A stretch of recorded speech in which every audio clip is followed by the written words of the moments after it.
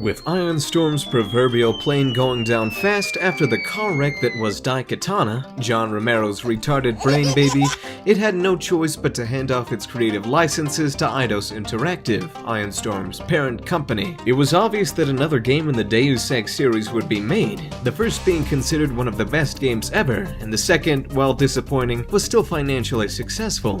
Deus Ex 3 would still happen. It was only a question of who was going to make it. A branch of Eidos Interactive was established in Montreal, and it was decided that their first project would be Deus Ex 3. A completely new team being tasked with creating a worthy sequel to a series with such high expectations certainly wouldn't be an easy thing to do, and yet somehow they've done it. Released in 2011, Deus Ex Human Revolution is a reinvention of the series that both modernizes the original concepts and gameplay as well as presents a story with deep themes, symbolism, and intrigue. It caters to fans of the first game while also bringing in new ones. It's a Deus Ex game through and through, though it lacks some depth.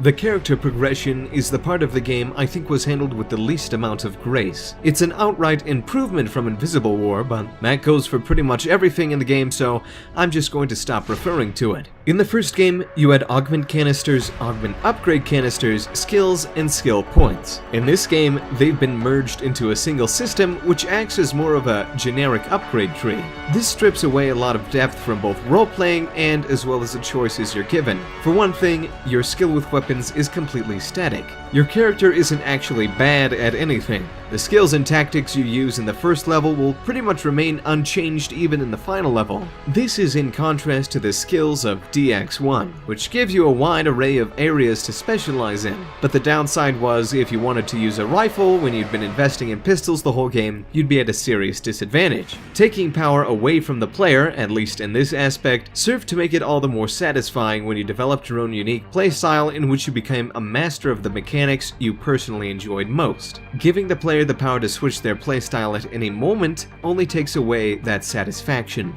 The augments only serve to perpetuate this issue. In DX1, augment canisters gave you a choice between two very distinct advantages. You could only use one of each type per playthrough, and there was no going back once your choice was made. It forced you to make meaningful decisions that affect you much later down the line. In Human Revolution, all augments are available to you at any time, provided you have enough praxis kits, and chances are you do. They're all over the place, serving as rewards for leveling up, exploring. Heck, you can even buy them at the local pharmacy. By the end of the game, you can get almost every augment in the game, and upgrade them too. It's a system that gives you very little ability to specialize. However, while it may stunt character progression, having all augmentations available at any time means that levels were designed to allow you to approach them with any combination at any time, rather than the sort of linear progression of the first game, where you would get specific augment canisters at specific points in the game. That's where Human Revolution shows its depth. The level design. Hubs littered with secrets in every detailed nook and cranny, every mission filled with alternate paths and hidden optional treasure troves.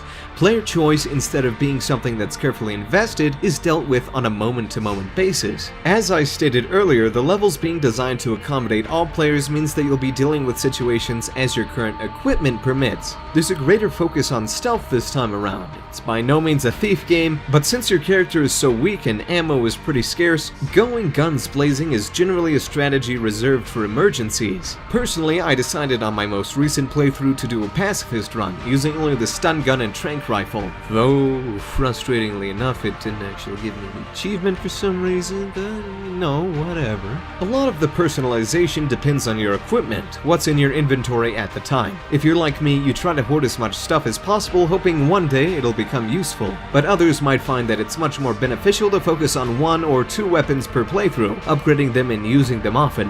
Or you could use weapons on a situational basis. For example, when there's a big robot in your way, go out and find a rocket launcher. Come back, kill the robot, and then leave the rocket launcher behind. Though Human Revolution may lack the raw depth of the first game, it has something Deus Ex 1 never had: polish. The first game's graphics were plain bad even at its best sections, and the level design was nothing more than a collection of concrete textured boxes. Human Revolution has brought this rich universe to life. The yellow filter is something that annoys a lot of people, but honestly I appreciate the attempt to give the game a distinctive style. I don't know a lot about art, but the art director, Jonathan Jacques Bellatet, really outdid himself in making the game look unique. The style, combined with the wonderful soundtrack that combines synth and natural instruments composed by Michael McCann, does wonders to help tell this game's story in a way that expository dialogue never could.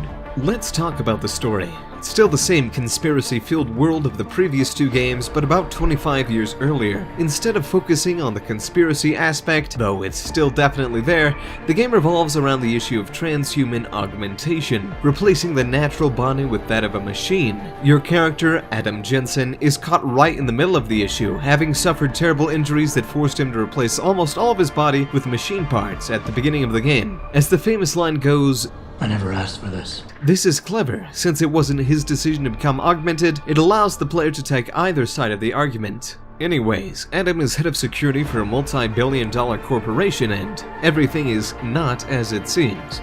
The story is definitely a highlight of the experience, feeling a bit more inspired than just giving you another excuse to go sneak through more office spaces. You can tell real effort was put into making it special, which goes for all aspects of the game. It isn't the half-hearted gurgle of an aging franchise, but the mighty roar of a team wanting to prove themselves. And prove themselves they did. Overall, it's the small improvements that I appreciate most. The persuasion minigame fits in wonderfully and gives you even more options to complete missions. Adam actually talks to the little voices in his head instead of NPCs just dumping exposition onto the player, like in the previous games. All the little Easter eggs and callbacks that flesh out the story and connect the games. Yes, indeed, this is a game worthy of the title of Deus Ex. Despite its few shortcomings, Deus Ex Human Revolution has done a fantastic job reinvigorating the franchise with modern design sensibilities and a solid story, and has gotten the acclaim it rightfully deserves. It's not a perfect sequel to Deus Ex, but it is a good one, and more than a worthwhile game for any fan of the immersive sim genre. My name is JaBoc, and I hope we meet again.